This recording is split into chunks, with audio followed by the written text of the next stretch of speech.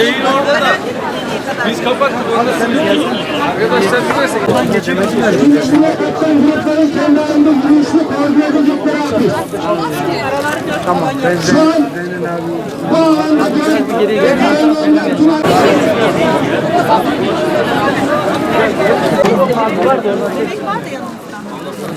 bu Abla araba yoksa abla gel. Aşağıda heykel var ya. Biraz daha geriye girsene. Biraz daha açalım.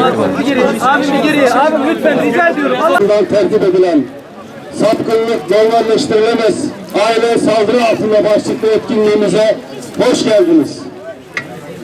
Yürüyüş kortejimiz buradan Hacı Bayram Veli Camii avlusundan hareket ederek Ulus heykele kadar görevli arkadaşlarımızın kontrolünde düzenli bir şekilde devam edecektir. Görevlilerce dağıtılan pankart ve döviz dışında herhangi bir pankart açmayalım. Şurada bir kişi dursun, şurada bir kişi dursun, atlamasın millet. Tamam.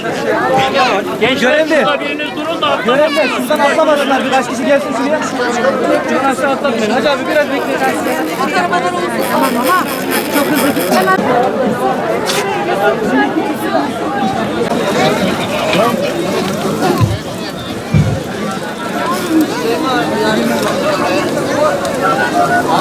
Hacı abi ya yürü ya çık.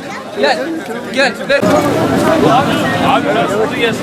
Oraları çekiyor, ayıklıyorum içinde kaç tane. Bak değerli kardeşler.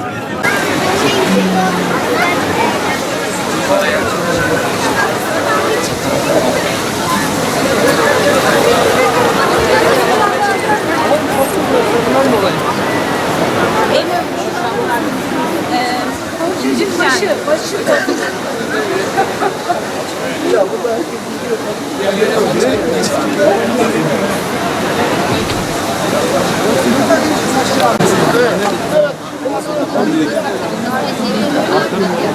Aynen. Bayrak var. İngilizce Türkçe olan.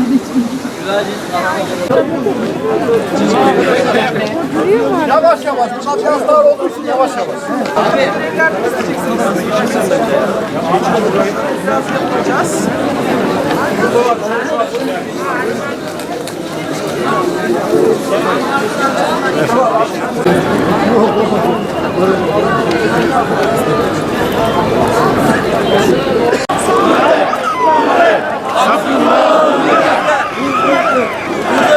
Sapkınlığa dur de. Dur de. Sapkınlığa dur de. Dur de. Sapkınlığa dur de. Dur de. Dur de. Sapkınlığa dur de. Dur de.